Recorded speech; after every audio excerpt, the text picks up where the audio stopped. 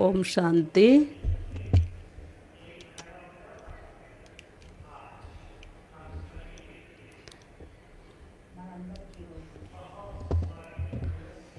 ನಮಗೆಲ್ಲರಿಗೂ ಸಹ ಇಂದಿನ ಸ್ವರ್ಣಿಮ ದಿನವಾಗಿದೆ.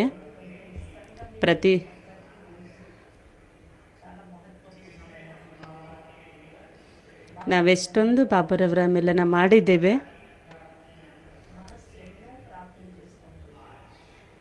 ಇವತ್ತು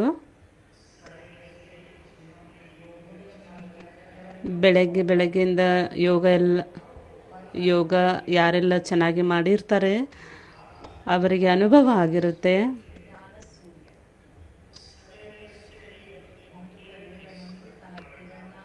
ಬಾಬಾ ಬೆಳಗ್ಗೆ ಎದ್ದು ತಂದೆಯನ್ನು ನೆನಪು ಮಾಡಿದ ಮಕ್ಕಳಿಗೆ ವಿಶೇಷ ಶಕ್ತಿಯನ್ನು ಕೊಟ್ಟಿರ್ತಾರೆ.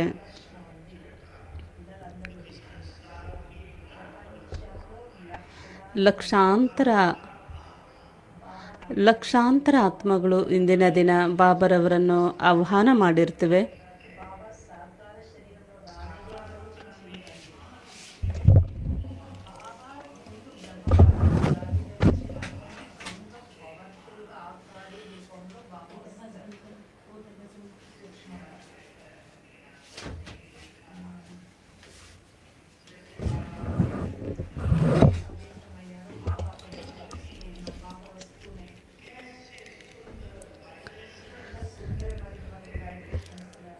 ಸುಂದರವಾಗಿರುವಂಥ ವೈಬ್ರೇಷನನ್ನು 4 ಕಡೆ ನಾವು ಹರಡಿಸಬೇಕು.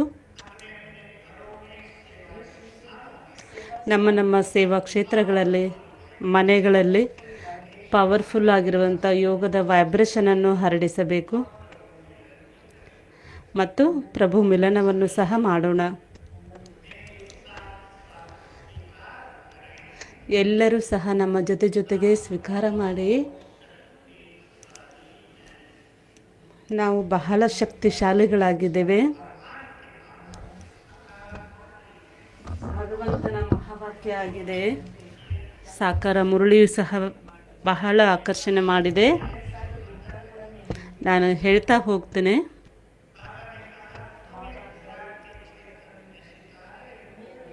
ತಾವೆಲ್ಲರೂ ಸಹ ಈ ಶರೀರ ಎನ್ನುವಂತಹ ಒಂದು ಮಂದಿರದಲ್ಲಿ ಮೂರ್ತಿ ಆಗಿದ್ದೀರಿ. ತಾವು ಒಂದು ನಕ್ಷತ್ರ ಆಗಿದ್ದೀರಿ.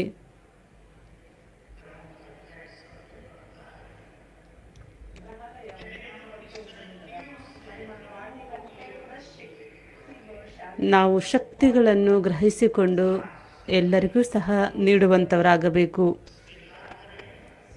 ಸ್ವೀಕಾರ ಮಾಡೋಣ. ರಿಯಲೈಸೇಷನ್ ಮಾಡ್ಕೊಳ್ಳಿ. ನಾನು ಬಹಳ ಶಕ್ತಿಶಾಲಿಯಾಗಿದ್ದೇನೆ. ಬಾಬನ ಮುರಳಿಯಲ್ಲಿ ಬರ್ತಾ ಇರುತ್ತೆ, ಮಾಯೆನೂ ಸಹ ಬಹಳ ಪ್ರಬಲವಾಗಿದೆ ಅಂತ.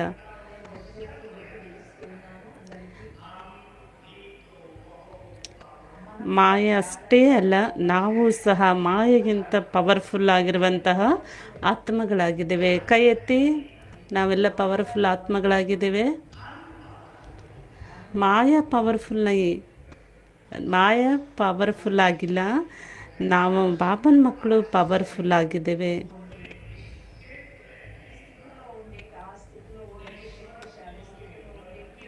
ಈ ಸ್ಮೃತಿಯನ್ನು ತಾವಿಟ್ಕೊಳ್ಳಿ. ಬಹಳ ಚೆನ್ನಾಗಿ ಅಭ್ಯಾಸದ ಅನುಭವ ನಿಮಗೆ ಆಗುತ್ತೆ. ಯಾಕೆ ಅಂದರೆ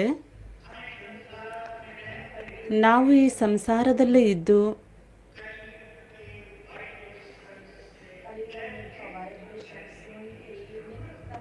ನಮಗೆ ಈ ಕಲಿಯುಗ ಎನ್ನುವಂತಹ ಜಗತ್ತಿನಿಂದ ದೂರ ಆಗಲು ಲಿಫ್ಟ್ ಬಾಬಾ ಕೊಟ್ಟಿದ್ದಾರೆ.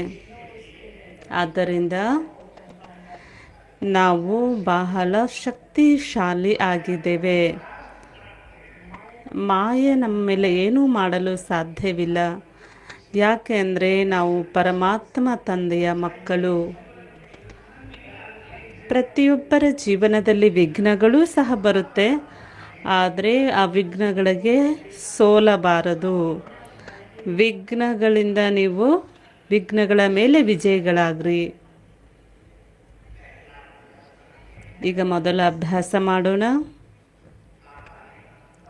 ಬಾಬಾರವರು